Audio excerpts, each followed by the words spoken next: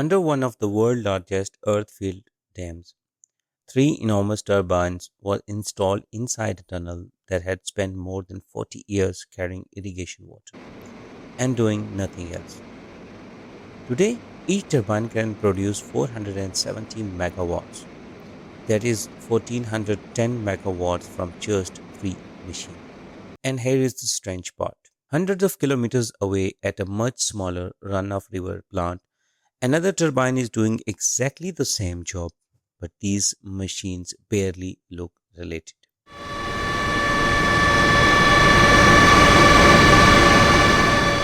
One is a massive enclosed machine where water enters from the side and turns through the runner.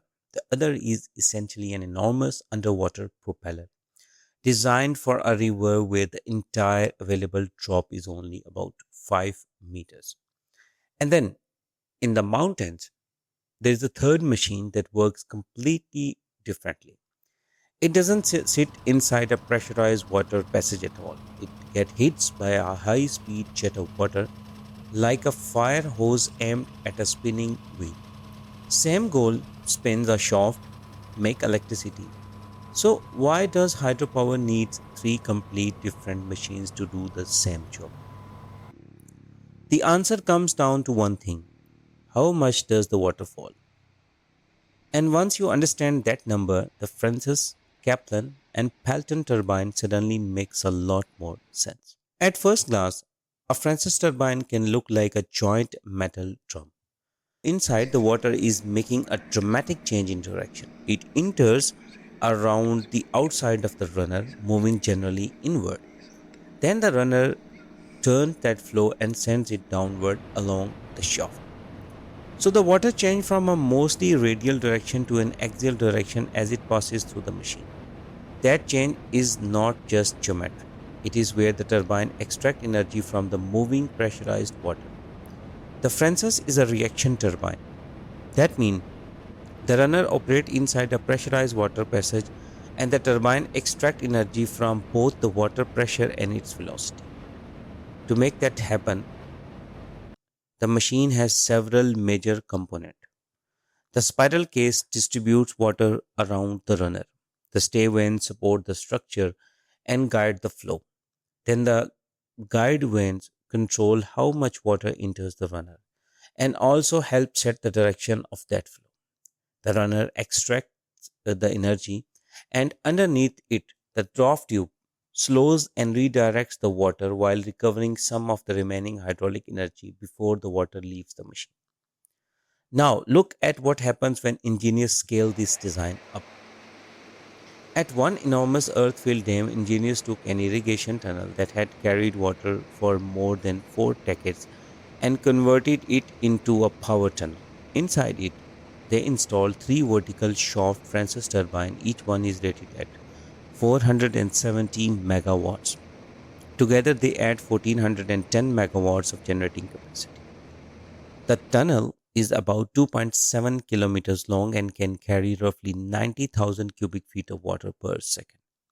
If that flow is divided equally between the three turbines, each machine would handle approximately 16,244 cubic feet per second, around 460 cubic meter per second.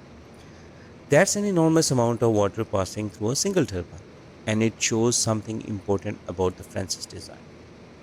You don't need to completely reinvent the turbine when the project gets bigger. You can take the same basic principle, radial flow in, energy extracted through the runner, axial flow out, and build it on an enormous scale. The head of this power plant is roughly 100 meters. The operating head is in the broad lobe to mid hundred of meter depending on reservoir and tailwater conditions. And that exactly the territory where Fresher turbine dominate. Depending on the specific design, Fresher turbines cover a broad range of heads from the low tens of meters into several hundred meters range. That is why you find them everywhere from medium head plant to some of the largest hydroelectric stations on earth. But there is a price for operating a submerged runner under pressure. The same pressure condition that makes the Francis so effective can create one of its most destructive enemies. cavitation. And we will come back to that because first we need to go to almost opposite end of the head range. Now, imagine a river where the water barely falls at all. Not hundred of meters, not even 50. Sometimes the entire available drop is only 5 meters. That is roughly the height of a small two-story building. But there is an enormous amount of water moving through the river, and that completely changes the turbine you want. So this is where the Kaplan family comes in. A Kaplan turbine looks much more like a joint ship propeller than the enclosed runner of a Francis turbine. Water moves through it primarily in the axial direction, straight through. No dramatic 90-degree turn, but the really clever part is that blades can rotate. The guide vanes can also adjust, so the turbine has two ways to control the flow. The guide vane regulate and direct the incoming water. The runner blade changes their angle to match the operating condition. So why make the machine this complicated? Because low head hydropower usually means huge flow, and that flow doesn't stay perfectly constant. River level change, seasonal discharge change, electrical demand change. A fixed blade propeller turbine works best around one design condition. Move too far away from that point and efficiency can fall. A Kaplan type turbine can adjust itself to keep extracting energy efficiently over a much wider operating range. And we can see just how extreme this gets at one very low head plant. This facility has 8 megawatts pit type turbine units. That is 96 megawatts of installed capacity. The available head is only about 4.7 to 4.9 meters, but the total design flow is reportedly at roughly 2400 to 2800 cubic meters per second. So spreading across 8 units, that approximately 300 to 350 cubic meters per second per turbine. Think about what that means. Each turbine is producing 12 megawatts while handling hundreds of cubic meters of water every second with less than 5 meters of head.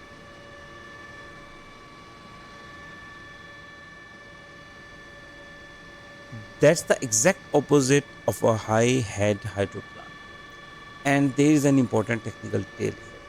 These aren't simply conventional vertical Kaplan turbine. These are pit turbine, essentially a Kaplan derivative designed for extreme low head. The compact configuration is particularly useful when you have enormous quantities of water but almost no vertical drop available. And this is why turbine selection isn't simply about power rate. Two turbines can produce similar electricity, but if the available head and flow are different, the machine that produces that electricity can look completely different. The Kaplan solves the low head, high flow problem, but its adjustable blade introduces more mechanical complexity, more moving parts, more seals, more component operating underwater, and the blade routes and tight clearance around the runner create their own engineering challenges, including once again cavitation. But now let's go to the other extreme because that happens when the water doesn't fall 5 meter. What if it falls hundreds or more than 1,000? Now we are in the mountains and the reservoir is high above the powerhouse. The available head can be hundreds of meters, sometimes well over 1,000, and suddenly putting a conventional submerged runner directly into that water becomes a very different engineering problem. This is where the Pelton turbine takes over, and visually it looks almost ridiculous compared with the Francis or Kepler. There is no enclosed runner being flooded with water. Instead, the water travels down a high pressure penstock, then it reaches a nozzle, and the nozzle converts that pressure into an extremely fast jet.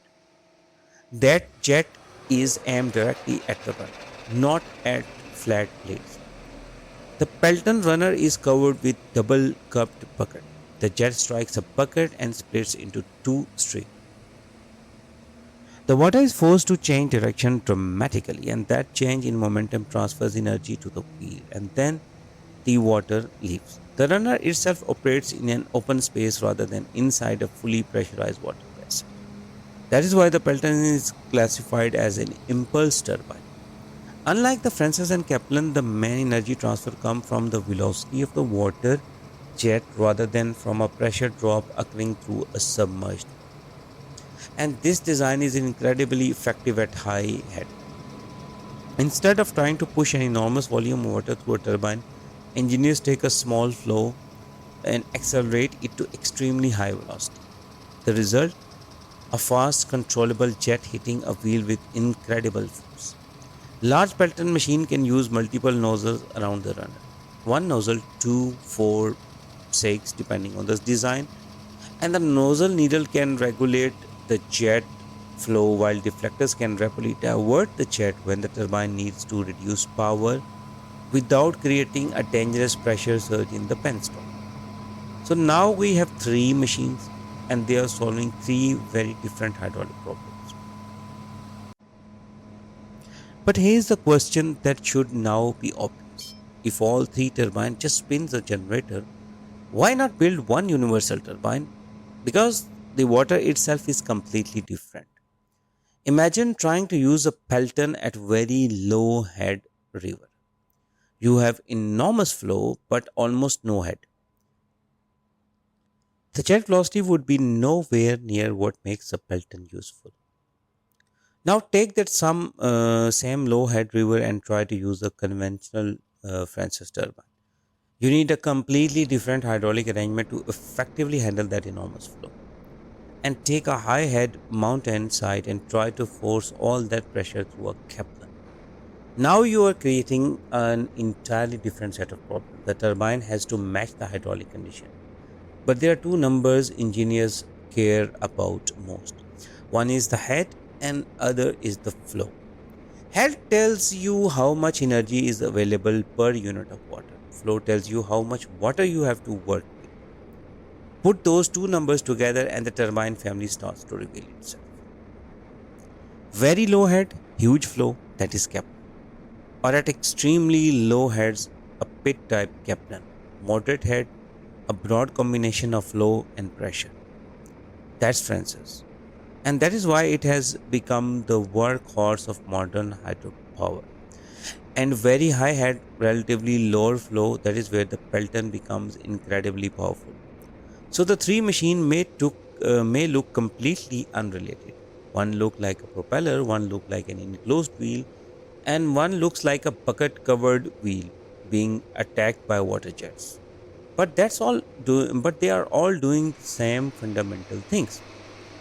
They are converting the energy of falling water into rotational energy, and the rotational energy becomes electricity. The remarkable part is that turbine is often decided before construction even begins.